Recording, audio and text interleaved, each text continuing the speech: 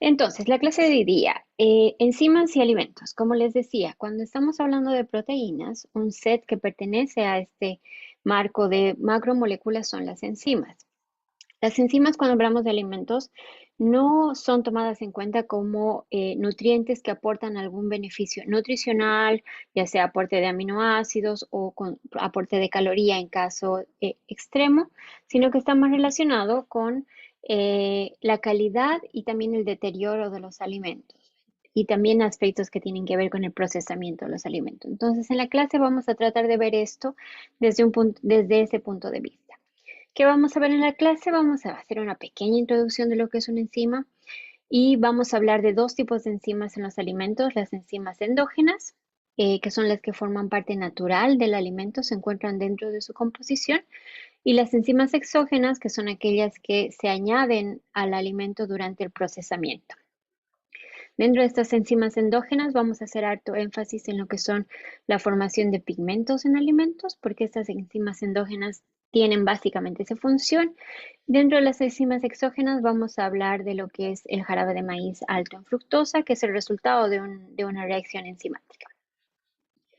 Entonces, ¿qué tenemos? Las enzimas, como habíamos comentado, son proteínas. Estas proteínas influyen en la velocidad de reacción de cualquier actividad metabólica. Si ustedes se acuerdan de la glucólisis en bioquímica, por ejemplo, en los pathways, todas las reacciones serán mediadas por enzimas que se producen dentro del organismo y esa es la característica que tiene cualquier enzima, incluso las enzimas que se encuentran dentro de los alimentos. ¿Qué es lo que hacen efectivamente estas enzimas? Es que la enzima más conocida, si ustedes quieren, es la sacarosa, que lo que permite es disociar una molécula de sacarosa, glucosa, fructosa, y libera glucosa y fructosa sola. Entonces, la sacarosa es esta enzima que tiene esta habilidad de realizar esta partición y catalizar esa velocidad rápidamente. Se dice que la enzima puede catalizar hasta 10 a la 12 veces la velocidad de esa reacción y lo que es significativamente alto. La teoría también dice que si no hubiera enzima, la hidrólisis de la sacarosa duraría aproximadamente 32 años. Entonces, súper importante la presencia de las enzimas en el área de los alimentos. Vamos a hablar entonces de las enzimas endógenas. Como les decía, estas enzimas forman parte de la composición de los alimentos, se encuentran de forma natural, son parte de los nutrientes, micronutrientes en general que forman parte de la estructura química del alimento y en particular están presentes en lo que son frutas y vegetales. Existen concentraciones de enzimas en alimentos de origen animal, sin embargo, son muy, muy pequeñas, casi despreciables. Em, ¿Qué hacen estas enzimas endógenas? Son responsables de procesos de maduración en la fruta y en los vegetales, permiten de esta forma el suavizamiento de los tejidos y también son responsables de la formación de color en frutas y vegetales. Entonces existen, por ejemplo, enzimas pectinasas que ayudan a romper la pectina, que forman parte de la estructura polisacárida de un alimento, y al romper la pectina se liberan glucosas y en ese proceso de liberación de glucosa, la fruta se pone más dulce, como se libera la pectina que le da estructura a la pared celular, se hace más suavita. Entonces, esas enzimas forman parte de la característica natural de una fruta o de un vegetal. Eh, Sin embargo, en la clase en particular vamos a hablar de estos enzimas que forman pigmentos en los alimentos. Entonces, cuando hablo de pigmentos, normalmente me refiero a estas características. Por ejemplo, cuando tengo una palta, la aparto, la dejo después de un tiempo y empieza a formar esta coloración marrón. Lo mismo que pasa con un plátano que va madurando en el tiempo o una manzana que también está partida. Este tipo de pigmentación está asociada a las enzimas naturalmente presentes en el alimento y el objetivo de la clase es que entendamos cómo funciona esto, cuál es el mecanismo de formación de ese color. Como ustedes pueden ver, esta característica de formación de color está directamente asociada con la calidad del alimento. Em, lo vamos a ver un poquito más adelante. Hay que hacer una diferenciación porque la formación de pigmento mediante la acción de enzimas se llama apareamiento enzimático. Y yo sé que ustedes han escuchado la palabra pardeamiento antes, cuando estábamos viendo carbohidratos, relacionado con lo que es pardeamiento no enzimático. Entonces, vamos a diferenciar un poquitito. Para acordarles, el pardeamiento no enzimático es el resultado de un procesamiento del alimento. Por ejemplo, tostar pan, poner una carne a asar, poner queso al sartén, etc. Se produce un cambio de coloración, formación de pigmentos marrones o pardos, por ejemplo, que son el resultado de la reacción de la reacción entre un azúcar reductor y un término de aminoácido, lo que forma compuestos que son bastante complejos que terminan formando polímeros de color. Esta es una reacción no enzimática. Pese a que se forman pigmentos de estructura similar a los que estamos observando aquí, el pardeamiento en las frutas y los vegetales está asociado a este pardeamiento enzimático. Entonces, para no confundir los dos tipos de pardeamientos. Entonces, bueno, y el pardeamiento resultado del procesamiento de los alimentos, ¿se acuerdan que se llamaba la reacción de Maillard? Ya, volvamos entonces a nuestros pigmentos naturales. ¿Qué son estos pigmentos? Eh, Como habíamos dicho, los pigmentos se forman mediante una reacción catalizada por una enzima. Esta enzima, que está naturalmente presente en el alimento, se llama polifenol oxidasa.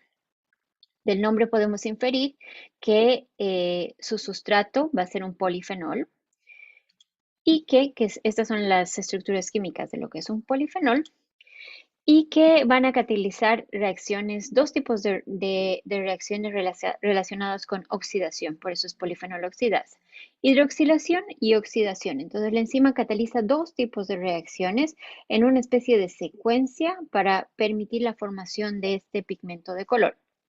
Lo vamos a ver en un ratito. Para que la reacción exista, como es una enzima que produce una oxidación, necesita la presencia de oxígeno. Entonces, si la enzima no tiene oxígeno, no puede catalizar la reacción. Entonces, ese es un requisito. Tenemos aquí una manzana.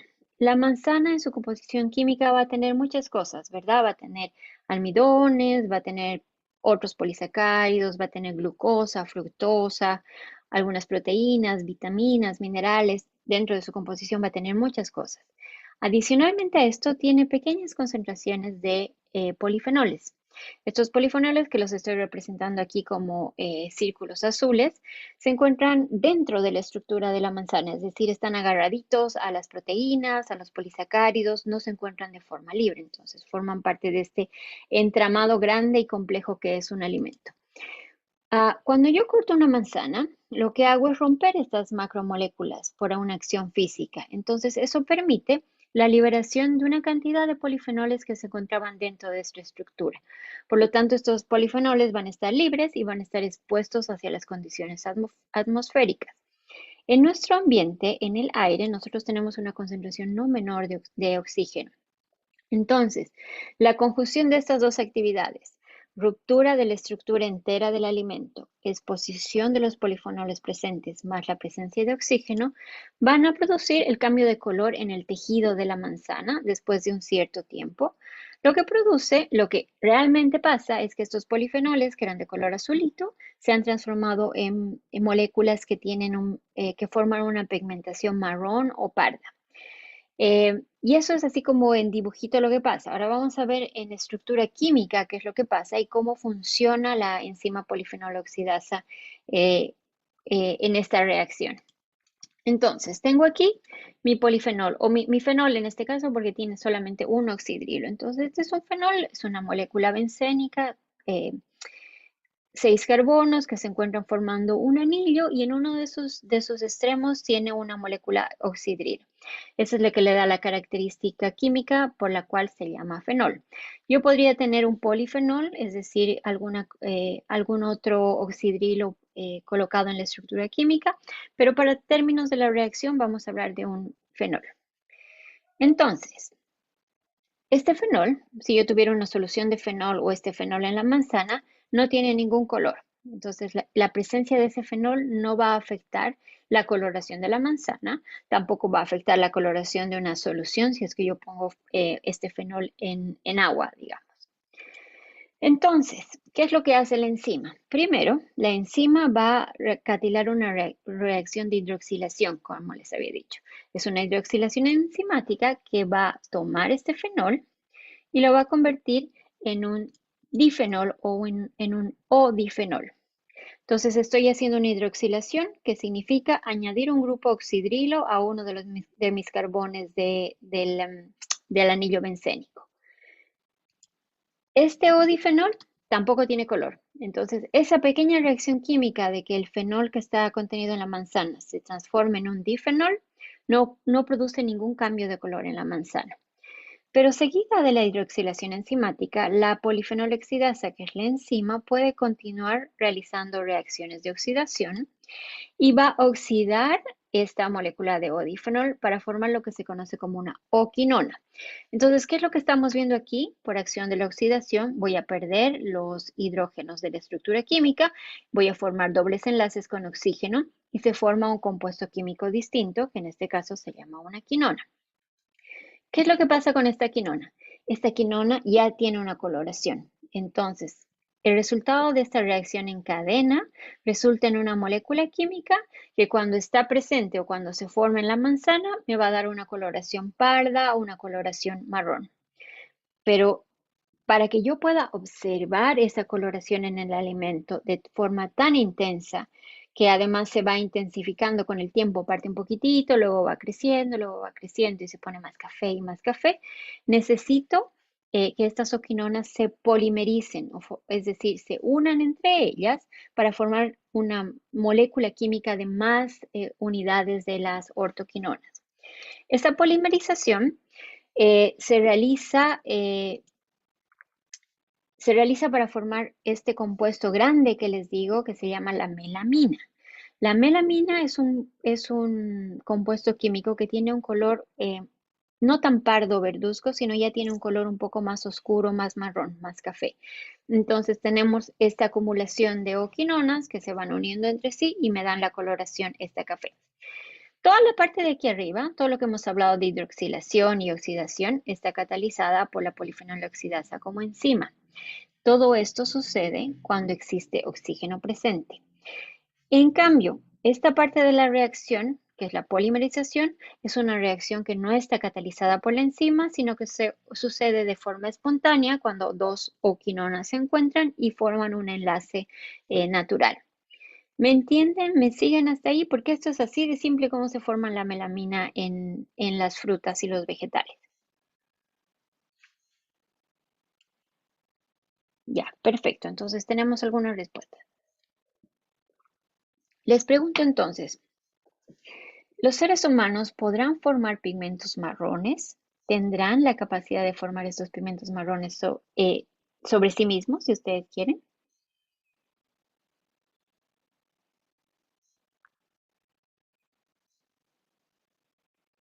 Interesantemente, interesantemente sí, como nos dice Michelle, la melamina. ¿Qué es la melamina? La melanina, perdón. ¿Qué es la melanina?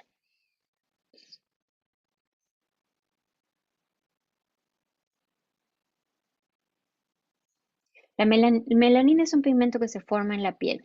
Pueden ser las pecas, pueden ser las manchitas que les aparecen a las personas que son adultos mayores, que van apareciendo en las manitos, en la carita. Son el resultado de una reacción enzimática similar a esta, es decir, una oxidación catalizada por una enzima, en la cual fenoles son transformados en quinonas que luego se polimerizan para dar lugar a estos pigmentos de color en la piel. Entonces, la reacción química está gatillada por la presencia de oxígeno, pero también por los rayos ultravioleta en este caso. Entonces, esa es la formación de color. Gemara nos pregunta que también hay melanina en el cabello. No estoy segura, es una buena pregunta, pero la verdad solamente había escuchado de melanina o de la reacción en la piel, pero podríamos averiguarlo. Ya, entonces, esto que pasa también en la piel, pasa también en los vegetales. Y si yo les digo, ¿cuál es el problema de que pase esta reacción enzimática? ¿Qué me podrían decir ustedes? ¿Encuentran que hay un problema para partir? Reacción enzimática en el alimento.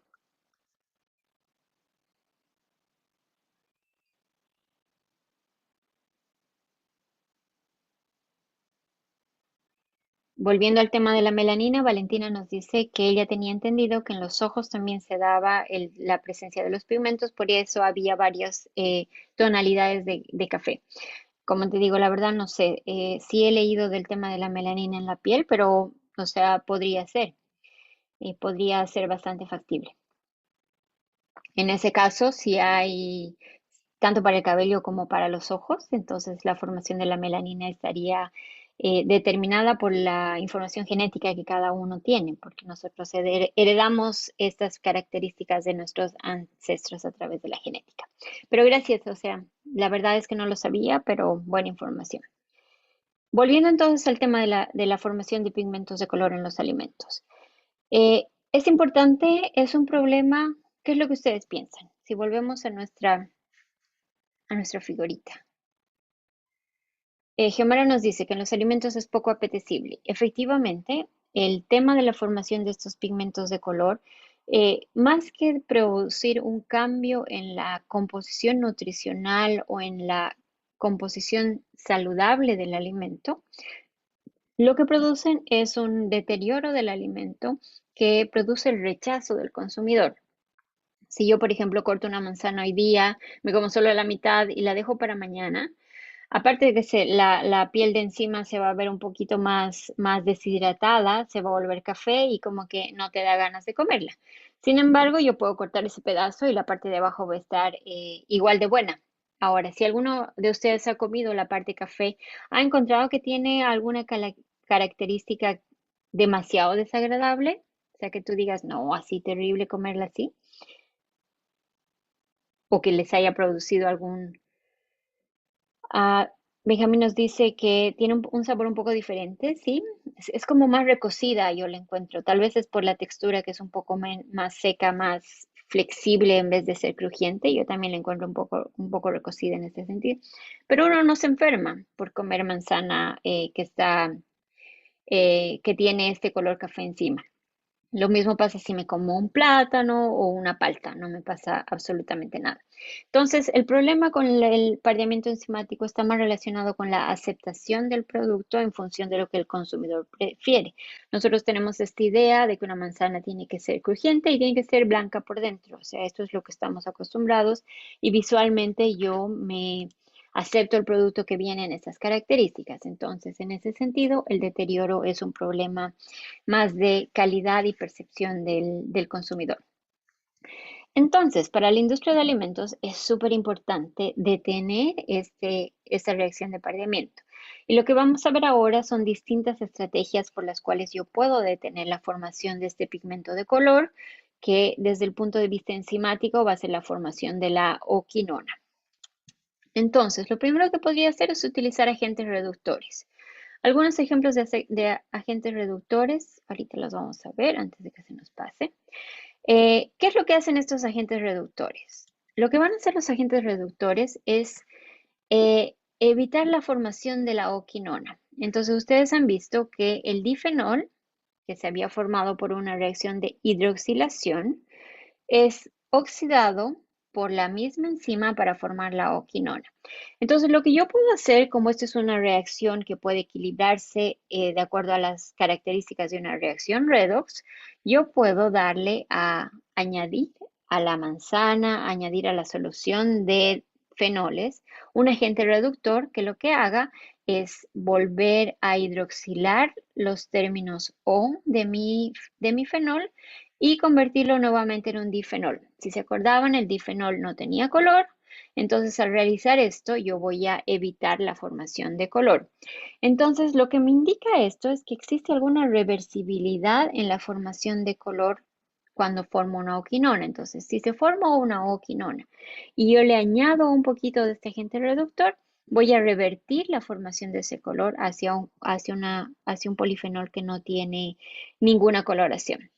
Y esto por un balance de oxidación reductor. Entonces, para que un agente sea buen reductor, ¿qué característica tiene que tener? ¿Se acuerdan de las reacciones redox y cuál es un agente reductor interesante? ¿Qué característica química tiene que tener?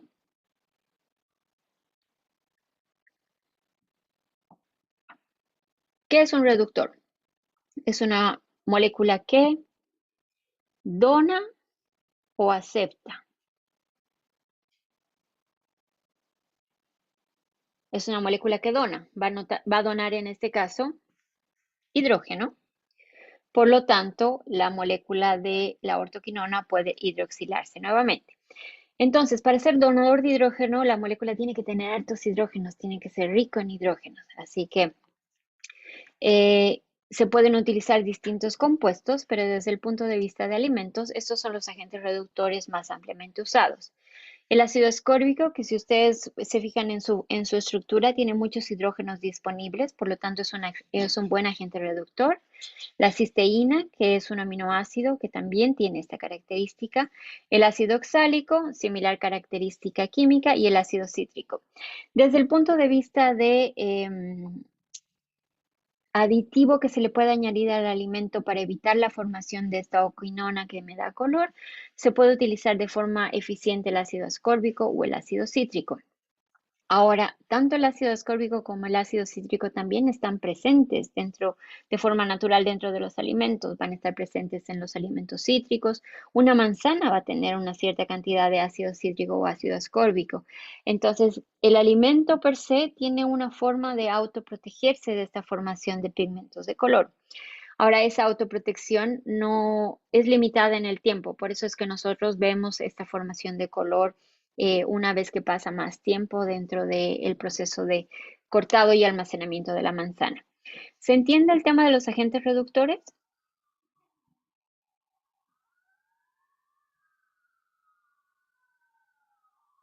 Tengo una ambulancia cerca. Ya, entonces sí estamos siguiendo. Este por un punto.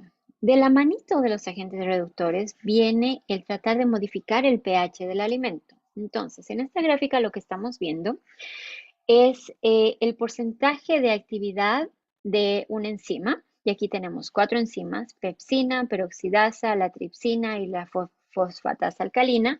No tengo la información en rango de la polifenoloxidasa, pero debería estar muy similar a lo que es la peroxidasa. Perdón, 2 segundos, admitamos a alguien. ¿Y qué es lo que estamos viendo en esta gráfica? Estamos viendo, como les decía, el porcentaje de actividad de la enzima, que va desde 0 hasta el 100%, y el pH de la solución o del alimento. Entonces tenemos un pH que va desde 0 a 12 en esta escala. Lo que nosotros podemos ver es que cada enzima tiene como un rango de acción, un pH mínimo, donde su velocidad de reacción es bastante baja, un pH óptimo, donde llega al 100% de actividad enzimática, y un pH máximo, donde nuevamente la velocidad de reacción va cayendo y llega a ser incluso más baja que la velocidad a un pH más bajo. Entonces, todas las enzimas van a tener esta característica. Em, las enzimas dentro de nuestro organismo y normalmente en un alimento tienen un punto máximo de velocidad de reacción o de utilidad de reacción cercano a un pH 7. Tal vez estaríamos hablando en un pH entre 5 y 7 aproximadamente. Y esto es porque, como ustedes saben, el pH desnaturaliza las enzimas. Entonces, la acción del pH tiene la función de modificar químicamente una enzima, pierde su estructura terciaria y cuaternaria y por lo tanto deja de ser biológicamente activa. Entonces, si yo juego con el pH del alimento, voy a desnaturalizar la enzima, la polifenoloxidasa, y como ya no tiene su estructura activa, no va a poder catalizar la reacción de hidroxilación y tampoco la reacción de oxidación. Entonces, de esa forma, yo em, evito la formación de las moléculas ortoquinonas que me dan color. Esto va de la mano de los agentes reductores porque si ustedes se acuerdan de esta figura, 2 ácidos se ocupan como agentes reductores principales en el control de la enzima, y al añadir estos ácidos al alimento o a una solución que tenga el polifenol, yo voy a acidificar el medio, voy a bajar el pH. Entonces, la acción de los ácidos como el cítrico o el ascórbico van por 2 caminos. Por un lado, voy a reducir la reacción de oxidación y voy a inhibir inhibir la formación de color, y también voy a revertir esa formación de color, pero también van a tener un efecto pH que van a hacer que la enzima se vaya desnaturalizando y pierda su efectividad biológica. ¿Se entiende hasta ahí?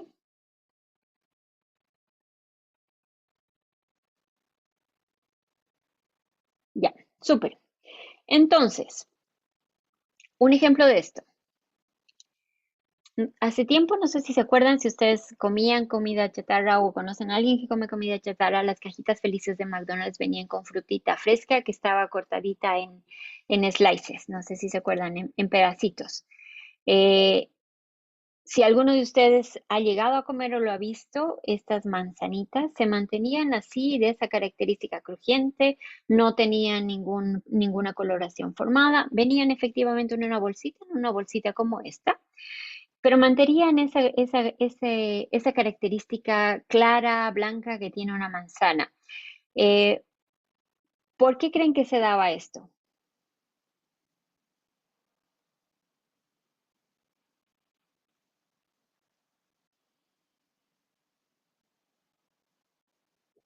¿Alguno de ustedes ha probado esas manzanitas alguna vez?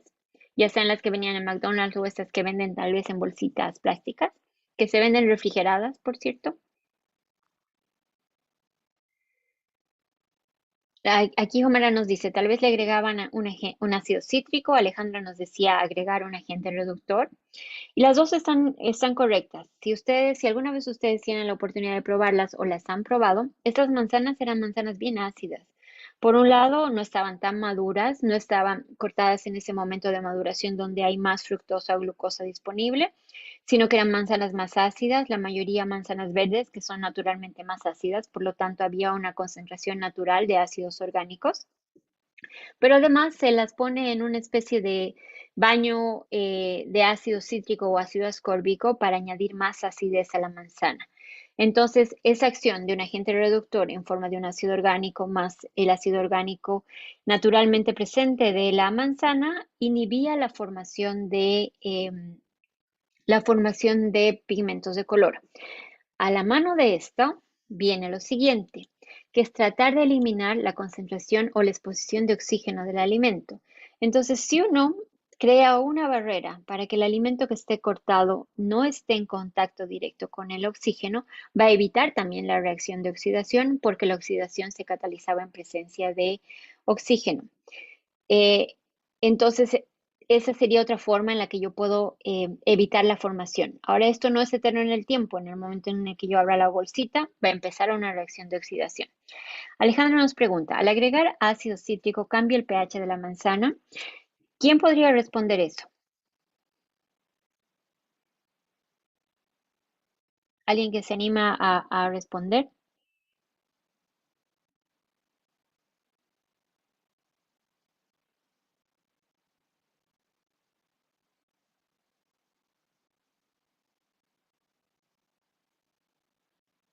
Si yo tengo una solución de agua a pH 7 y le añado unas gotitas de ácido cítrico, ¿el pH se va a ver influenciado? ¿Sí o no?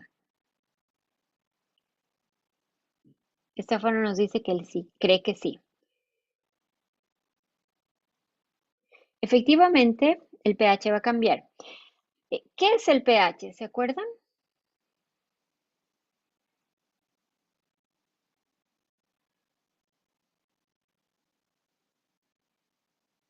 Lo hemos visto al principio del semestre. El pH, concentración de iones de hidrógeno, es una escala que mide acidez y alcalinidad. El logaritmo negativo de la concentración de protones de hidrógeno.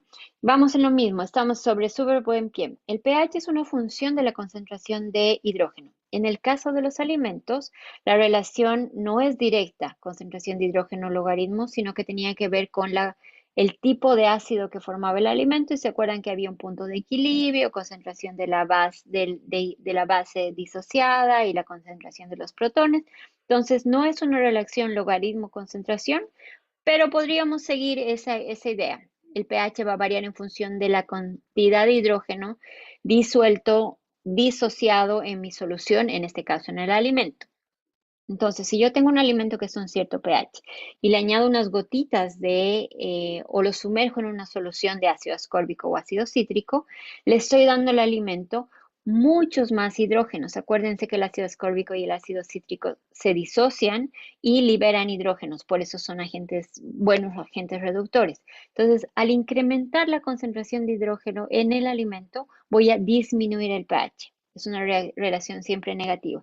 Más concentración de protones de hidrógeno, menos pH. Entonces, para responder la pregunta de Alejandra, sí, al añadir el ácido cítrico o el ácido acético, voy a bajar el pH de la manzana. Y es por eso que existe esta doble acción. Al bajar el pH voy a desnaturalizar la enzima, pero también el agente reductor, que es el ácido orgánico, que tiene muchos hidrógenos para donar, me permite revertir la reacción de formación de color en el alimento que se encuentra expuesto al oxígeno. ¿Me siguen hasta ahí? Ya, súper. Entonces, otro aspecto bueno, estábamos hablando del oxígeno. Una forma de evitar la formación de este color, evidentemente, es una capa protectora que podría ser una bolsa que evite la presencia de oxígeno. Existen muchas formas que podemos hacer esto. En este ejemplo, es una bolsa que no está cerrada al vacío, pero que también limita de alguna forma la cantidad de oxígeno presente en ese alimento, que en conjunto con el ácido cítrico va a poder evitar la formación de color. Puedo utilizar en base al vacío, por ejemplo, donde retiro el oxígeno presente y por lo tanto voy a darle más tiempo a ese alimento. Incluso podría tal vez dejar de utilizar una solución de ácido cítrico para evitar la formación de color. Eso es lo importante en este caso, evitar la presencia de oxígeno. Otra cosa que podemos utilizar para inhibir la acción de la enzima es la temperatura. Se acordarán de sus clases de enzima que toda enzima tiene una curva de temperaturas cardinales asociadas con su actividad biológica. Mientras más bajita la temperatura, la enzima va a tener cierta actividad biológica, pero su capacidad de catalizar reacciones es mucho más baja. Por lo tanto, su velocidad de reacción es bajita.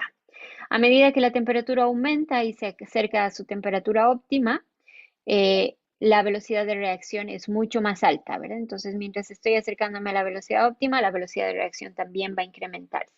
Y es porque la enzima está en su óptimo de capacidad biológica. Pero si yo aumento mucho la temperatura, voy a llegar a un punto donde la enzima va a empezar a desnaturalizarse. Y la acción térmica es un agente bien importante en la ruptura de la estructura terciaria y cuartaria de la enzima. Entonces, la acción de la temperatura va a inhibir también la acción enzimática de la enzima y por debajo también, y a partir de ese punto se va perdiendo la actividad metabólica. Entonces, nosotros podríamos decir que tenemos dos puntos por los cuales nosotros podríamos parar finalmente la acción de la enzima. A una temperatura baja, donde la reacción va a ser bien bajita, o a una temperatura alta, donde voy a tener una concentración alta de enzima desnaturalizada. Desde el punto de vista de lo que estamos hablando, frutas y vegetales, ¿cuál temperatura usaré yo? ¿Alta o baja? Si les digo Baja. baja, ¿verdad? Porque si la cocino la manzana, se vuelve puré, deja de ser manzana fresca, entonces la industria va a tender a utilizar temperaturas bajas. Entonces aquí les pregunto, ¿alguna vez han escuchado esto de que si congelo la palta no se oxida? Michelle nos dice que no, Benjamín nos dice que sí, Xiomara nos dice que no, Alejandra no. El año pasado, justamente en este curso, nos surgió la duda. Alguien en el curso dijo así, profe, ¿es cierto que si congelo la palta no se oxida? Y la verdad es que yo no había pensado nunca en congelar palta. Entonces, y no había escuchado de si era cierto o no, así que decidimos hacer un experimento. Uno de sus compañeros de clase decidió almacenar palta en refrigeración, perdón, a temperatura ambiente y en congelación por un tiempo. Y ahorita vamos a ver los resultados. Estefano, vamos a hablar un poquitito más, vamos a hablar un poquitito más adelante sobre el tema del papel alusa y agregar limón. Entonces, este es el experimento y este es el mito o no de la palta congelada. Eh, lo que se hizo en el experimento es que se tomaron dos paltas que estaban compradas el mismo día, que tenían la misma característica de dureza, se asumía que tenían el mismo tiempo de vida, casi el mismo tamaño, y lo que se hicieron fue partirlas en dos y se llevó a almacenamiento a temperatura de congelación, menos 10 grados centígrados aproximadamente en el congelador, y se la dejó a temperatura ambiente sobre el mesón. Estamos hablando de temperatura ambiente más o menos a esta época del año. que debería estar entre los 20 y los 25 grados centígrados, tal vez un poco más bajo durante el día. Entonces, las paltas fueron procesadas de esta forma y estos son los resultados. Este es el resultado de una palta congelada por una semana, 6 días en realidad. Entonces aquí podemos ver el día 0, al día 1, al 2, al 3, al 4, al 5 y al 6. Entonces nosotros podemos observar que existe un proceso de formación de pigmentos incluso cuando la palta está congelada. Estefano nos dice, la palta descongelada es la peor, profe, sabe a agua. Y efectivamente el proceso de congelación, ustedes lo han visto con la profe Carmen Gloria cuando han visto agua en Ciencias 1, el proceso de descongelación y congelación rompe la estructura de un alimento, por lo tanto se deja de ser turgente, se forman cristales y los cristales al descongelarse han roto tejido, entonces deja de tener sus características agradables. Yo creo que el sabor, y a eso se debe a que la palta se vuelve más aguada, como nos dice Estefan. Entonces, podríamos decir, tal vez la congelación de la palta hasta el día 2, 3 puede evitar la formación del pigmento, lo que puede estar relacionado con que a esas temperaturas la enzima deja de ser eficiente, pero después de ese tiempo el perdiamento es inevitable. Y aquí teníamos nuestro control, que era la parta que había sido dejada a temperatura ambiente. Obviamente no la pudimos dejar por 6 días, porque en 6 días se hubiese deteriorado, pero sí vimos que le pasaba en 6 horas. Y como ustedes pueden ver, se forman pigmentos, pero la formación de pigmentos es mucho más baja. Por lo tanto, si alguna vez alguien les dice guarden la palta congelada, corren un riesgo grande de que se oxide de todas maneras. En particular, después de descongelarla, se va a oxidar. Se va a oxidar. Eh, Gracias por lo de las buenas las fotos. Efectivamente, esto es un experimento hecho en casa el año pasado, cuando estábamos así recién partiendo en la cuarentena y todos estábamos frustrados. Pero salió bastante bien, bastante bueno. Ya, Estefano nos decía que si uno le pone gotitas de limón a la palta y luego la recubre de papel alusa, esta se mantiene sin pareamiento por más tiempo. Efectivamente, sí, yo creo que ustedes han hecho la prueba. Cuando hacen la palta aplastada, se le pone un limoncito y se mantiene verde por más tiempo. Después de un tiempo se va a oxidar, es algo que no se puede evitar constante en el tiempo. Pero a ver, Estefano, cuéntanos, ¿por qué crees que pasa esto? ¿Por qué crees que la acción del limón y del papel alusa retrasa o impide la formación de pigmentos?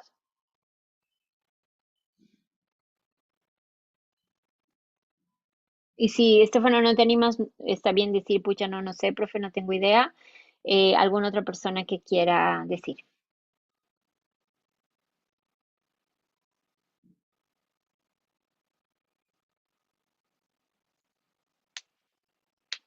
Tenemos ya algunas respuestas. ¿El adusa reduce el contacto con el oxígeno? Sí.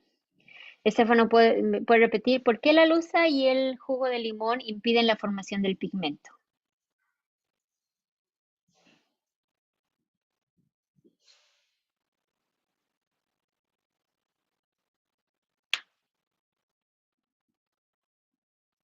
Ya, la respuesta primera que habíamos dicho, evitamos el contacto con oxígeno. Entonces, estábamos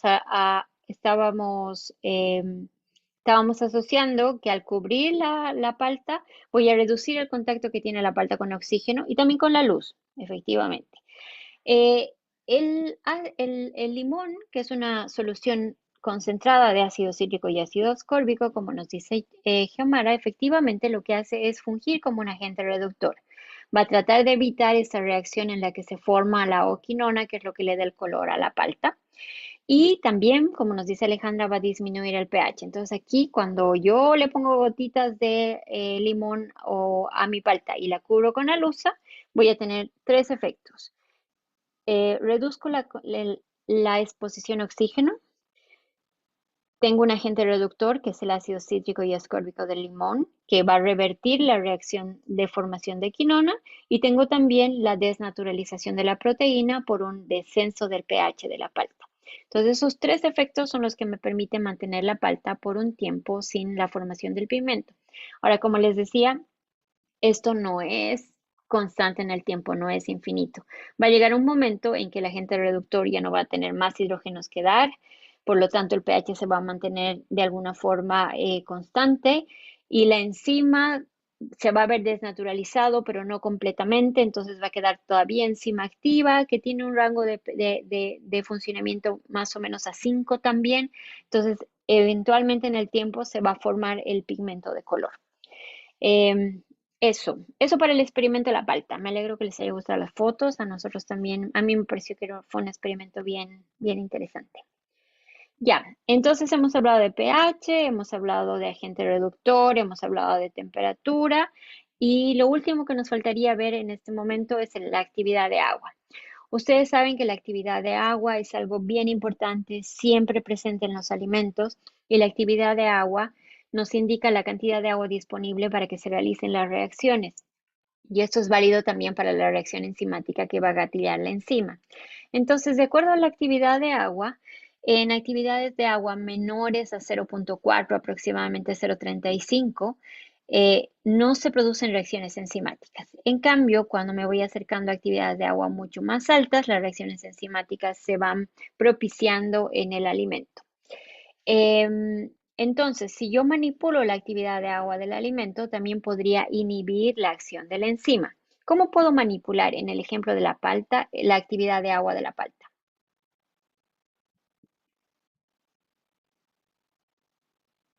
¿A alguien se le ocurre? ¿Qué puedo hacer para que esa palta tenga menos agua libre?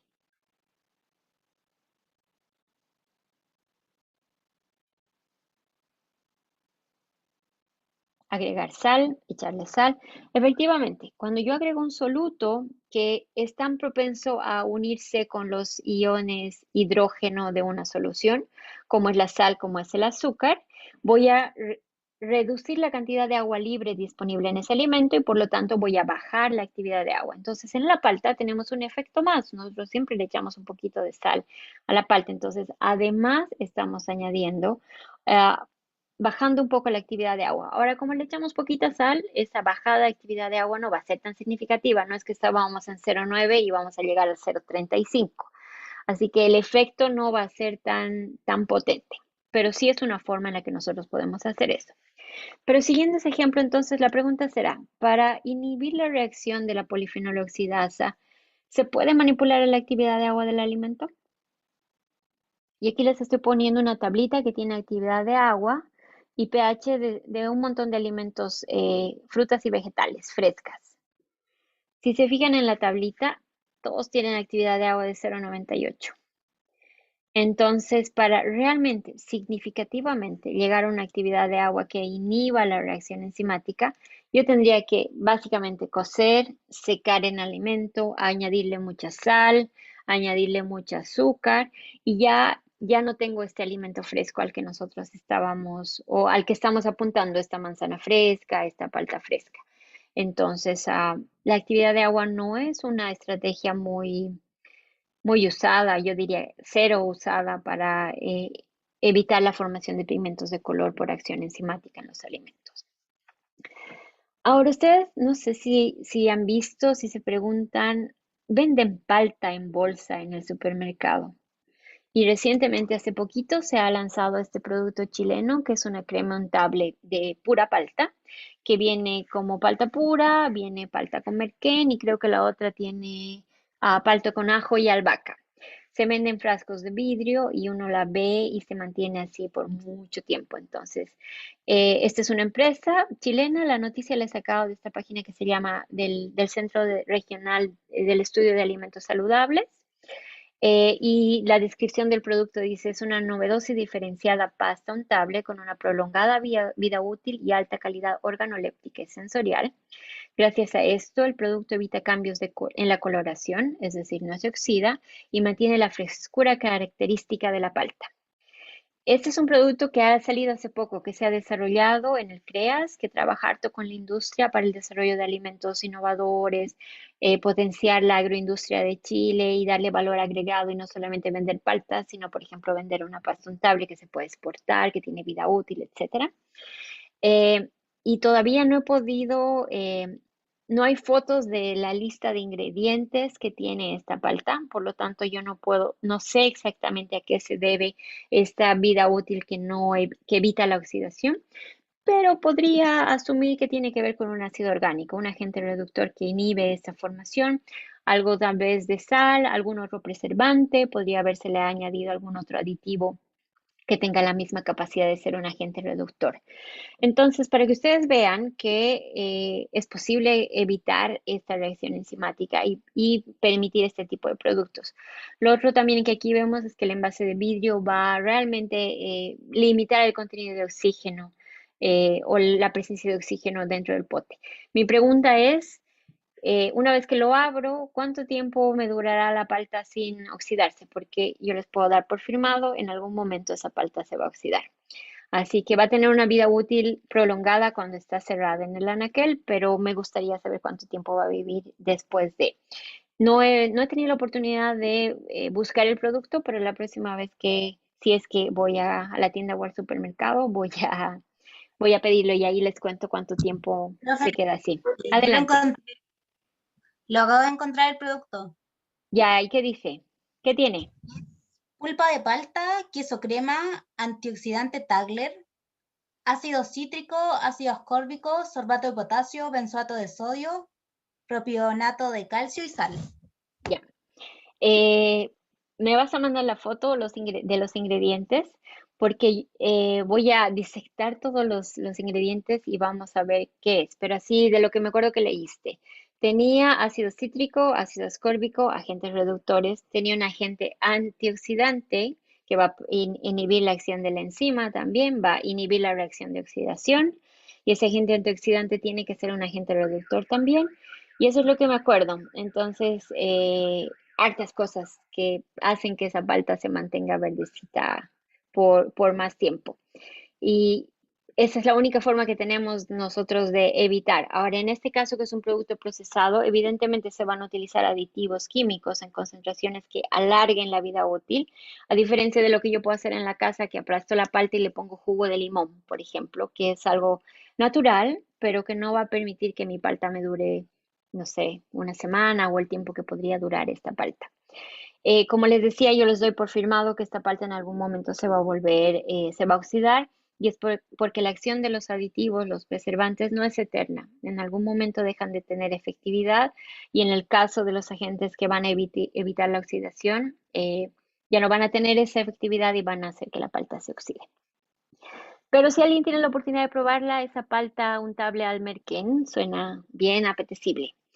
Gracias por encontrar los ingredientes. Entonces, ¿nos queda claro toda esta parte de las enzimas endógenas? Ya, súper. Entonces nos vamos a mover ahora a lo que son las enzimas exógenas. Una enzima exógena es, como el nombre le indica, una enzima que no está naturalmente presente del alimento, que viene del exterior y que yo añado al alimento para producir algún cambio o para producir alguna función. Algunos ejemplos de enzimas endógenas. Tengo aquí en las imágenes una papaya. No sé si conocen la papaya, esta papaya que es la que en Venezuela se le dice lechosa, que es una papaya mucho más grande que la papaya que estamos acostumbrados, que tiene una pepa negra, es bien dulce, es aromática, es verde por fuera, naranja por dentro. Eh, no sé si alguna vez la han visto, la han podido probar. Es bien distinta a la papaya que se produce aquí en Chile, pero es un fruto, como dice Valentina, muy rico. Si tienen si tienen la oportunidad de probarla, es bien agradable, es dulzona, es suavita, es como un melón, es como un primo hermano del melón, pero más dulce y menos aromático. Valentina dice que huele fuerte, es un gusto adquirido. Yo en Bolivia, que es de donde yo soy, la papaya se produce un montón. Entonces yo estoy súper acostumbrada al sabor de la papaya. En realidad uno de mis jugos favoritos es un jugo de papaya naranja que da todo ese saborcito de la papaya con la acidez de la naranja, es súper rico. Eh, Valentina dice que tiene un olor a vómito y ahí va. La papaya tiene un olor bien fuerte, bien característico, que es amor a primera vista, o te gusta o no te gusta. Cuando yo llevé a mis niños a Bolivia la primera vez, A mi hijo grande le hice probar papaya y le encantó. A mi hijo chico no le gusta tanto, pero yo lo voy a seguir exponiendo para que le guste. Es, como les digo, un gusto adquirido.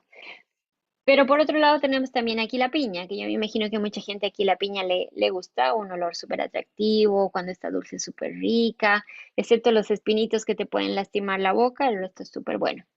¿Qué tienen esta papaya y esta piña? Tienen de forma natural dos enzimas, la enzima papaína de la papaya y la enzima bromelina en la piña. Las dos se encuentran de forma natural y forman parte.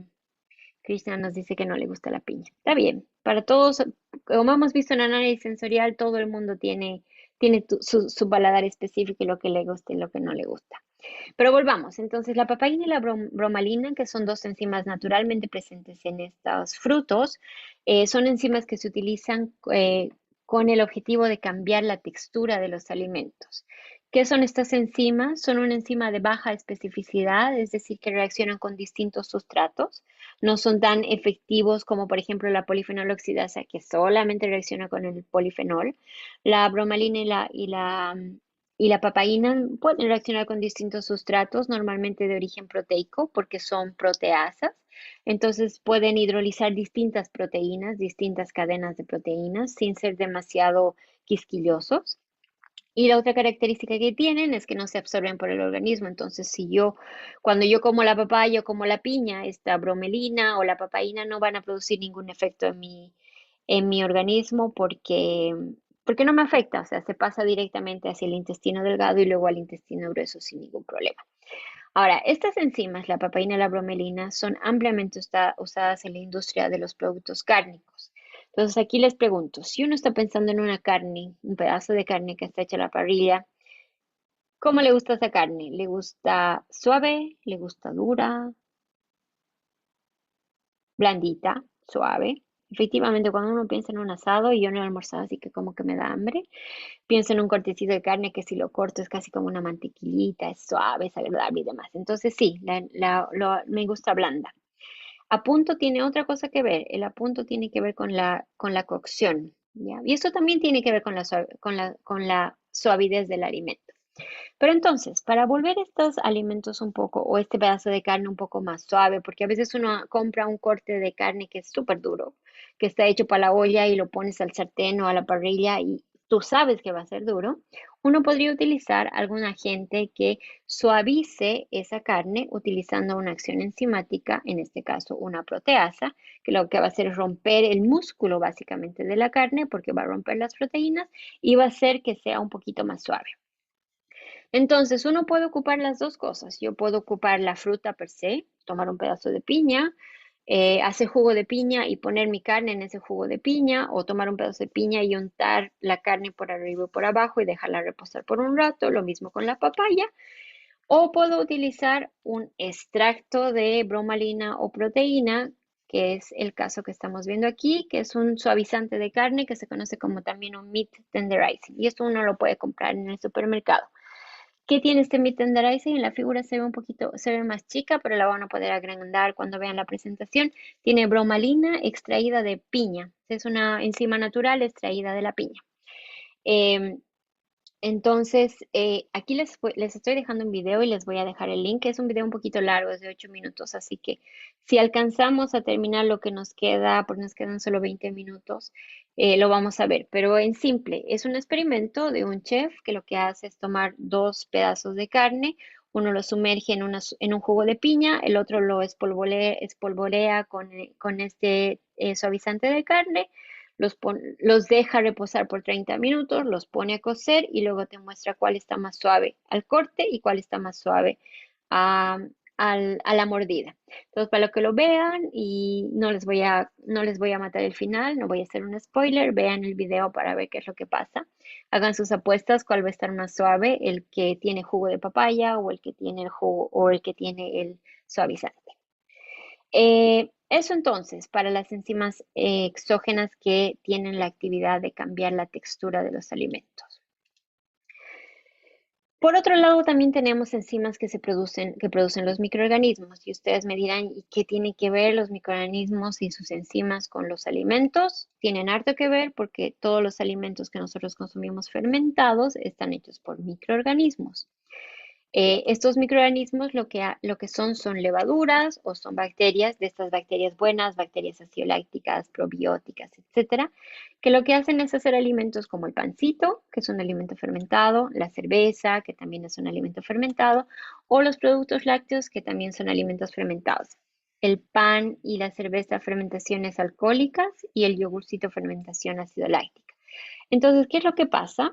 Eh, Nosotros nos beneficiamos del aparato enzimático de los microorganismos que tienen la capacidad de regular reacciones de hidrólisis de azúcares, hidrólisis de proteínas, mediante sus propias enzimas para transformar la harina en pan, para transformar el mosto de cebada en lo que es una cerveza o la leche en yogur. Entonces, esta es otra forma en la que nosotros podemos utilizar enzimas para producir un alimento. No sé si en su clase de microbiología de alimentos ven este tema, pero creo que en procesamiento de alimentos ven algo de alimentos fermentados. Si alguien está interesado en ver esto, yo trabajo con alimentos fermentados como mi área de investigación y tengo proyectos con vino, con pan libre de gluten, con cerveza, con jugos de frutas fermentados, con bebidas libres de gluten y libres de lactosa fermentada. Así que si a alguien le interesa, bienvenida a las consultas. Lice nos pregunta, ¿el pickle también entra en esta categoría? Sí, los pickles, los vegetales, el pepinillo ese fermentado, es un alimento fermentado. Ojo, porque hay pepinillos fermentados y hay pepinillos acidificados. El pepinillo acidificado son como las cebollitas perla. Las cebollitas perla yo las lavo, las pelo y las pongo en una solución de vinagre, no las fermento. Mientras que los pepinillos que son fermentados, yo tomo el pepinillo que es más pequeñito, normal, lo lavo, lo meto en una solución de salmuera y lo dejo fermentar por un tiempo. Entonces, ojo con diferenciar eso. Pero sí, Lisette, los picos son pepinillos fermentados. Ya, la kombucha también es fermentada. Muy bien, Matías. La kombucha es una bebida fermentada que está harto de moda ahora. Yo hago el curso de microbiología de alimentos en ingeniería y justo la anterior semana estábamos hablando de kombucha. Em, si a alguien le interesa, como les digo, es un tema que a mí me apasiona, les voy a subir un link de un video de la Asociación Americana de Química, en la que unos investigadores han tratado de volver kombucha a muchas cosas. La kombucha es una fermentación de té, es un té fermentado. Entonces, estos investigadores tratan de ver si se puede hacer kombucha de miel, de chocolate, para que ustedes lo vean. Es un video bien entretenido. Pero eso es así, ya por el lado. Si alguien, como les decía, si alguien quiere discutir esto más a profundidad, que no tiene que ver con el curso, yo feliz de hacerlo. Ya, entonces, hasta ahí sobre esto. Ahora vamos a hablar de la utilización de enzimas o reacciones enzimáticas para producir un ingrediente que se utiliza de forma masiva en la producción de alimentos procesados y es el jarabe de maíz alto en fructosa. Me imagino que alguna vez lo han escuchado, ¿verdad?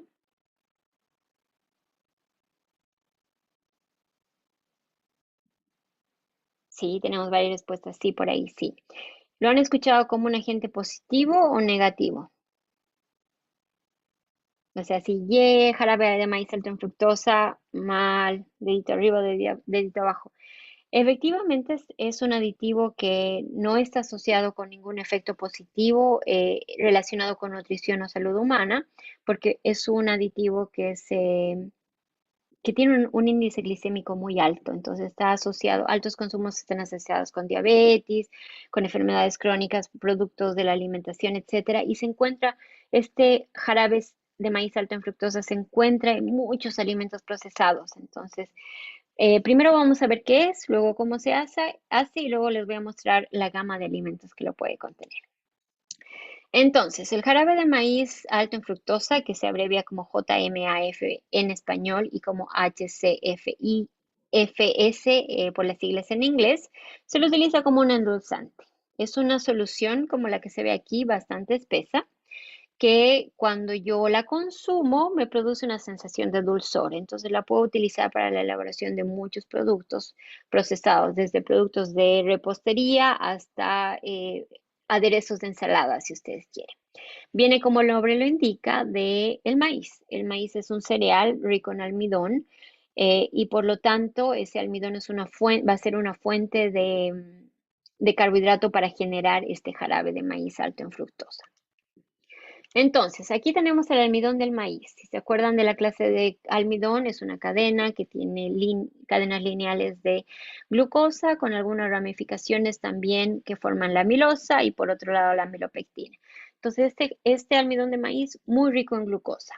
Pero como de esa glucosa llegó a tener un concentrado de fructosa, eso es el resultado de una reacción enzimática. Entonces, tengo una enzima que se llama la alfa-amilasa, que han podido ver en su laboratorio, lo que hace es justamente romper los enlaces alfa de la estructura del almidón y libera glucosas. Entonces tiene una acción bien específica, voy a romper los enlaces alfa, voy a liberar glucosa. Y una vez que yo tengo esa glucosa o cadenas de glucosas liberadas, puedo seguir hidrolizando o seguir haciendo reaccionar enzimáticamente esas moléculas para convertirlas en fructosa. Entonces lo que hago es utilizar primero una glucosa amilasa, que lo que va a resultar es en la formación de una molécula de glucosa pura, libre, de forma de que he roto completamente los enlaces de los polisacáridos u olisacáridos que queden libres. Y finalmente esa glucosa libre, bien concentradita en mi jugo de maíz, por una enzima que se llama glucosa isomerasa, la puedo convertir en fructosa. Entonces, así se hace el jarabe de maíz alto en fructosa. Hago una solución de almidón de maíz, agua con almidón, la llevo a cierta temperatura, de tal forma de que la amilosa y la amilopectina se separen del gránulo del almidón, como hemos visto en clases, y empiecen a liberarse de esa estructura tan grande. Le añado una solución de alfa-amilasa, lo que me va a permitir romper los enlaces alfa y liberar oligosacáridos. Le añado la glucosa amilasa que me va a terminar de liberar las unidades de glucosa y luego esa glucosa la isomerizo en una fructosa. He partido de una solución sin sabor, neutra, a una solución rica en fructosa que tiene un sabor dulce. Y esto se realiza de forma industrial. Y de esta forma se obtiene este endulzante. Ahora es un endulzante, ustedes me dirán, ¿por qué no utilizo sacarosa normal? O sea, si ya le voy a echar azúcar o algún endulzante al alimento, ¿por qué no sacarosa? ¿Y por qué sí el jarabe de maíz alto en fructosa? ¿Alguien sabe?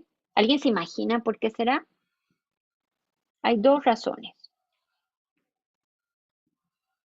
La fructosa es más dulce, el poder edulcorante, vamos bien. El poder edulcorante de la fructosa es similar al de la glucosa, pero podría ser una razón. Es más barata, esa es otra razón. Producir jarabe de maíz alto en fructosa es mucho más barata que producir azúcar de mesa. Y finalmente la otra razón es porque si yo añado mucho azúcar a un alimento, finalmente voy a llegar a una saturación de la solución y el azúcar va a cristalizar. Entonces, efectivamente, no me produce un cambio en textura que no es agradable.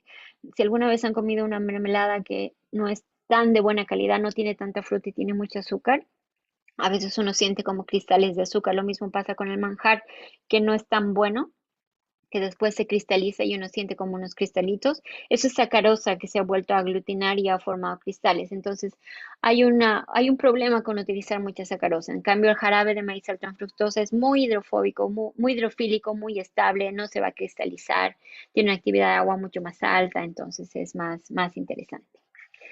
Entonces, esas son las razones por las que se ocupa. Ahora, esta reacción enzimática se puede realizar a distintos grados y distintos niveles con el fin de obtener distintas concentraciones de fructosa y formar distintos jarabes de maíz altos en fructosa que van a tener distintos poderes edulcorantes. Y en esta tablita se los estoy mostrando.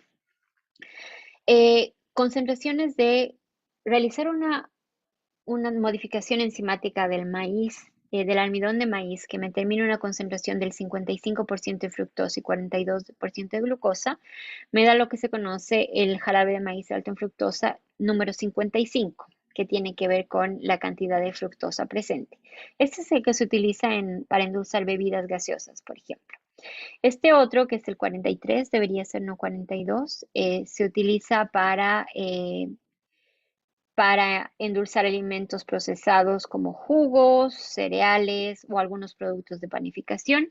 Y el de 90, que es muy concentrado, se lo utiliza para hacer diluciones y formar el de 42 o el de 55. Entonces, dependiendo la intensidad de la reacción enzimática, yo puedo convertir mucha glucosa en fructosa o puedo dejar un poco más de glucosa y eso va a estar asociado con el poder edulcorante. Mientras más fructosa tenga, va a ser mucho más dulce y eso va a estar asociado con el tipo de alimento, que está asociado. Giovanna pregunta por qué la fructosa tiene más poder edulcorante. Es una súper buena pregunta para la profe Carmen Gloria que les va a hablar de edulcorantes. Entonces, guardes esa pregunta para que sea la respuesta más precisa. Entonces, eso para el jarabe de maíz alto en fructosa. Aquí les estoy poniendo algunos ejemplos de alimentos que utilizan este compuesto. Se lo utiliza en la elaboración de... Sí, debería ser 43 en vez de 42, Alejandra. Está súper bien. Lo voy a corregir cuando suba la PPT. Entonces, aquí tenemos algunos ejemplos. Jugos de frutas, tenemos jugos de frutas en polvo. Aquí tenemos que se añade incluso como excipiente dentro de los medicamentos, aderezos de ensalada. Aquí hay una mantequilla de maní. Tenemos aquí endulzantes. Tenemos mermeladas, las papas fritas, el tomate, los twinkles, los cheez las bebidas, eh, ¿cómo se llama? El jarabe para los pancakes, etcétera. Entonces, como ustedes ven, está bien expandido en un sinnúmero de productos. No todos tienen un sabor dulce. Una hamburguesa no va a tener un sabor dulce, una papita no va a tener un sabor dulce, pero se añaden en pequeñas concentraciones. ¿Para qué cree que se añade un poquitito de azúcar en estos alimentos? O en una galleta, por ejemplo, que después le voy a poner queso.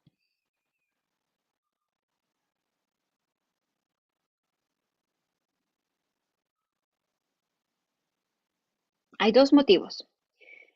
El primero es porque el jarabe de maíz alto en fructosa es de un color un poquito caramelo, entonces me ayuda a darle esa coloración caramelo. Y el segundo es porque pequeñas concentraciones de azúcar o de sal ayudan a potenciar el sabor de otros compuestos de los alimentos. Entonces, un poquitito como que te hace saber un poquito más. Por eso que a la palta le ponemos un poquito de sal o a veces en una preparación de un marinado de carne se le pone un poquitito de azúcar para que el ácido acético sea de la vinagreta sea más fuerte, sea más agradable y haya un contraste. Entonces, un poquito siempre ayuda. Ya, entonces, eso para la clase de hoy día, para redondear. Las enzimas son proteínas que reaccionan con sustratos específicos, aunque como en el caso de la bromeína y la papaína pueden ser no tan específicas. En alimentos catalizan reacciones de óxido-reducción e hidrólisis que resultan en la formación de pigmentos. Esto produce cambios en la percepción que tenemos del alimento relacionados con calidad y desde el punto de vista de uso industrial se las puede utilizar para cambio de textura, como hemos visto en las carnes, y también para la producción de ese jarabe de maíz alto en fructosa que es ampliamente usado en la industria de los alimentos. Eso, con eso termino la clase. ¿Alguna consulta?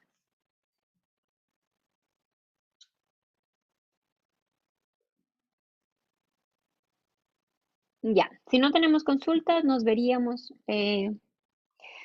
Pregunta, ¿la función de la polifenol oxidasa en la palta se favorece a bajas temperaturas?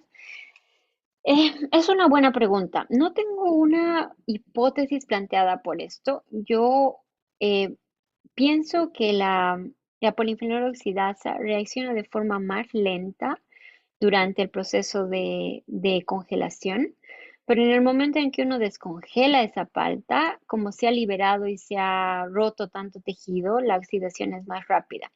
Lo que creo que pasa en el refrigerador cuando la palta es congelada es que la acción de frío también produce una formación de pigmento de color. Entonces, ese pigmento de color, creo, es una hipótesis porque no está probada, está relacionada con algo de pigmento que va a formar la enzima, pero también por esta quemadura de frío que se llama, que va a producir ese cambio de color. ¿Respondo a tu consulta? Súper. Buena la pregunta. Eh, ¿Los agentes reductores también se llaman antioxidantes? En su mayoría sí, pero pueden existir otros antioxidantes que no sean reductores, que no tengan esa capacidad de ser reductores. Pero en su mayoría sí.